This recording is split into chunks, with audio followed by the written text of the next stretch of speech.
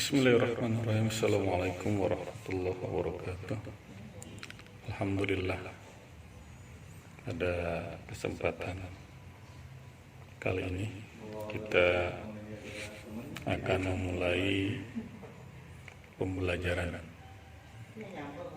kali ini, yaitu bab 3 tentang semua bersih hidup jadi nyaman. Kesehatan adalah suatu keadaan yang sangat penting bagi manusia. Setiap manusia sangat mendambakan kesehatan, mulai dari baru lahir sampai berusia tua. Betapa pentingnya kesehatan, maka kita harus menjaga kesehatan itu. Di antara untuk menjaga kesehatan, salah satunya kita harus tahu bagaimana cara bersuci atau mengetahui bagaimana cara tentang toharoh. Sebelum kita mengetahui tentang toharoh, terlebih dahulu kita harus tahu apa itu toharoh. Toharoh secara bahasa artinya bersih atau suci, sedangkan menurut istilah adalah mensucikan diri dari hadas dan najis karena akan melaksanakan ibadah kepada Allah Subhanahu wa taala. Sebagaimana firman Allah Subhanahu wa taala, "Innallaha yuhibbut tawwabina wa yuhibbul mutatahhirin." Sesungguhnya Allah menyukai orang-orang yang taubat dan menyukai orang-orang yang mensucikan diri. Di hadis lain Rasulullah telah bersabda, "Al-Islamu nazifun fanadzafu fa inna la yadkhulul jannah illa nadzifun." Yang artinya Islam itu adalah bersih, maka jadilah kalian orang yang bersih. Sesungguhnya tidak masuk surga kecuali orang-orang yang bersih. Nah, anak-anak sekalian, dalam menjaga kesehatan atau kebersihan, ya, ada istilah, ya, kata najis. Nah, najis itu adalah suatu kotoran yang menjadi sebab terhalangnya seseorang untuk beribadah kepada Allah Subhanahu wa taala. Sedangkan hadas adalah keadaan tidak suci pada diri seorang muslim yang menyebabkan ia tidak boleh sholat, tawaf, dan sebagainya.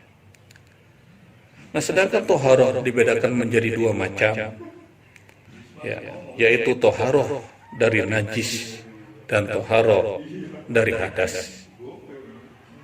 Yang pertama, bersuci dari najis.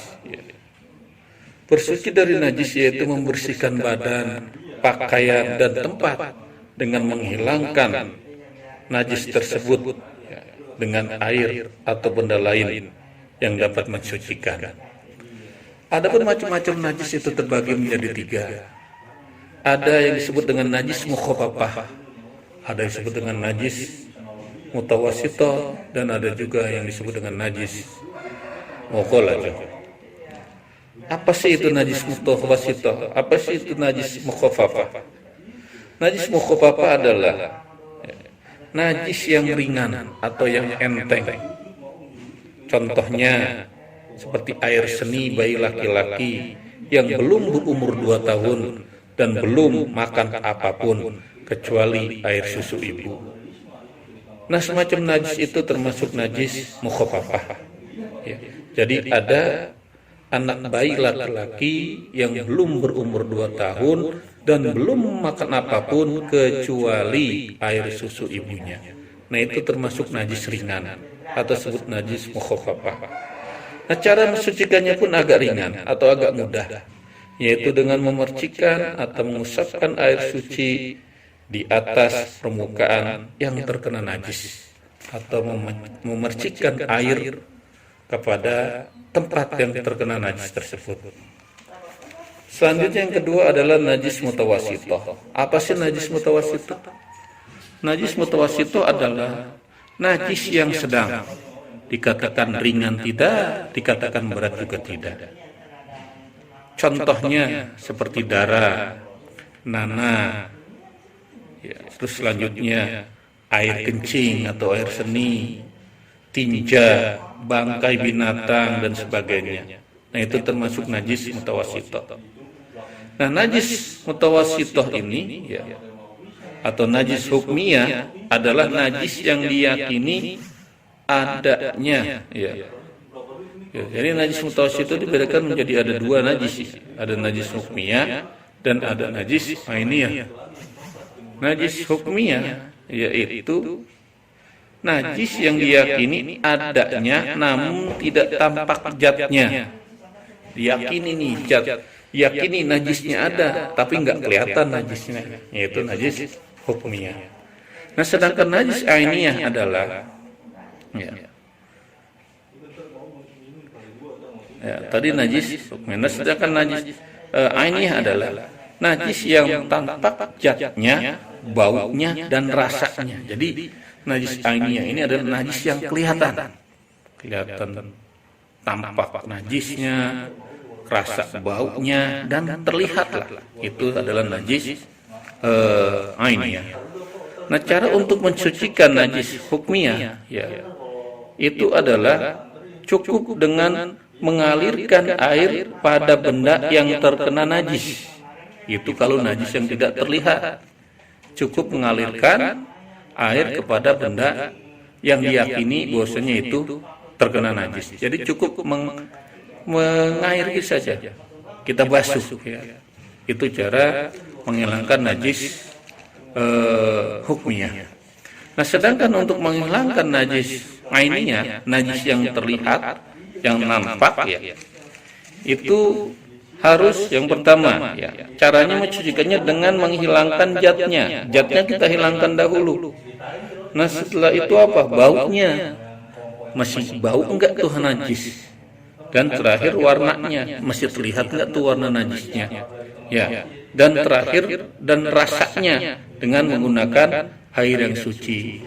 Jadi kalau najis ainiyah, cara menghilangkannya itu adalah kita hilangkan zatnya, ya, warnanya, baunya, dan yang terakhir adalah rasanya. Ya, rasa itu najis dengan air yang suci dan mensucikan. Nah, itu adalah salah satu cara membersihkan najis mutawasitoh. Jadi sekali lagi, najis mutawasitoh adalah ya, najis yang sedang, ya, dikatakan ringan tidak, dikatakan berat tidak. Sedangkan najis mutawasitoh itu terbagi dua. Ada najis mutawasitoh hukmiyah dan ada najis mutawasitoh ainiyah. Najis mutawasitoh hukmiyah adalah najis yang tidak nampak zatnya, tapi kita yakini bahwasanya itu benda terkena najis. Sedangkan yang kedua adalah najis ainiyah, najis yang terlihat, najis yang tampak. Jadi terlihat warnanya, terlihat baunya terasa, ya, dan tampaklah semuanya. Nah, itu adalah najis ainiyah. Dan tadi cara menghilangkan seperti itu. Ya, cara menghilangkannya tadi kalau najis hukmiyah itu adalah dengan cara mengalirkan air walaupun tidak terlihat. Nah, sedangkan cara menghilangkan najis ainiyah yaitu dengan menghilangkan warna najis, baunya najis, ya, dan rasanya najis. Itu harus hilangkan dengan apa? Dengan air suci dan mensucikan. Dan yang terakhir adalah najis mughaladzah. Najis mughaladzah ini terhitung adalah najis berat. Ya, najis berat. Apa sih najis mughaladzah? Najis mughaladzah itu najis yang berat, yaitu najis yang bersumber dari anjing dan babi atau dari anak anjing dan babi. Jadi kalau kita terkena liur anjing, ya, terkena liur babi, ya, atau sesuatulah yang tentang anjing dan babi itu terkena pada badan kita, maka dikatakan kita terkena najis mughaladzah, ya, najis berat. Nah, gimana cara mencucikannya? Nah, cara mencucikannya itu dengan membasuh sebanyak 7 kali. 7 kali. Nah, 1 kali diantaranya menggunakan air yang dicampur dengan tanah atau lumpur. Ya. Jadi dibasuh dengan 7 kali basuhan. Salah satunya kita pakai tanah atau apa, ya, atau lumpur lah. Itu cara mensucikan najis mughalladhah. Ya, sekali lagi, najis itu terbagi kepada 3 bagian, ya. Sedangkan arti najis adalah kotor.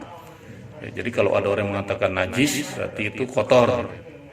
Ya, najis terbagi 3, ada najis mukhafafa, ada najis mutawassithah, dan ada najis mughalladhah. Ya. Mudah-mudahan dengan penjelasan najis ini, ya, kita dapat memahami, jadi tidak salah persepsi mana yang katakan najis dan mana yang katakan hadas. Ya. Nah, kalau tadi kata najis, sekarang ada istilah hadas. Ya.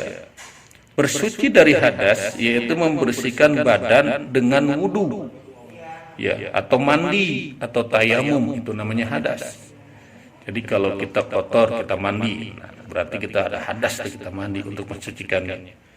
Gitu.